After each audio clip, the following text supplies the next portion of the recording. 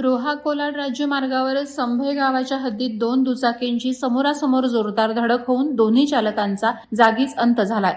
मृतांची नावं दिनेश भिकू पवार वय 34 राहणार विठ्ठलनगर रातवड तालुका माणगाव आणि जावीर इब्राहिम शाह राहणार धाटाव रोहा मूळ राहणार उत्तर प्रदेश अशी आहेत. ही घटना शुक्रवार दिनांक 5 डिसेंबर रोजी रात्री 8:30 ते 9 वाजण्याच्या सुमारास घडली. स्थानिक रहिवासी दिनेश पवार यांच्या निधनानं विठ्ठलनगर गावावर शोककळा पसरली असून शनिवारी सकाळी शोकाकुल वातावरणात त्यांच्यावर अंत्यसंस्कार करण्यात आले.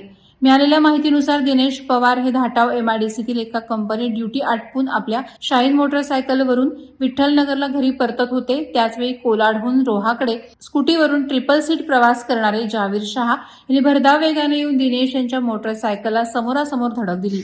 या अपघातात दोन्ही चालक गंभीर जखमी झाले तर स्कूटीवरील 2 अन्य प्रवासी किरकोळ जखमी झाले. सर्वांना तात्काळ कोलाड येथील प्राथमिक आरोग्य केंद्रात नेण्यात आलं. मात्र वैद्यकीय अधिकारी डॉक्टरांनी दोन्ही चालकांना घोषित केलं. जखमींना पुढील उपचारांसाठी रोहा उपजिल्हा रुग्णालयात दाखल करण्यात आलं.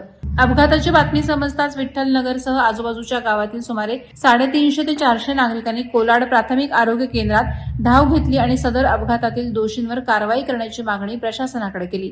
नागोठणे पोलीस ठाण्यातील सहाय्यक पोलीस निरीक्षक सचिन कुलकर्णी यांनी घटनास्थळी धाव घेऊन जमावाला समजावून सांगितलं आणि कायदेशीर कारवाईचे आश्वासन देऊन परिस्थिती नियंत्रणात आणली.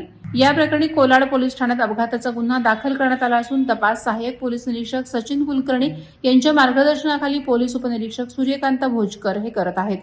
वादळवारा लाईव्हसाठी महेश पवार, नागोठणे. नवी मुंबई व रायगड जिल्ह्यातील ताज्या बातम्या आणि घडामोडींसाठी सबस्क्राईब करा वादळवारा लाईव्ह चॅनल आणि दाबा बेल आयकॉन.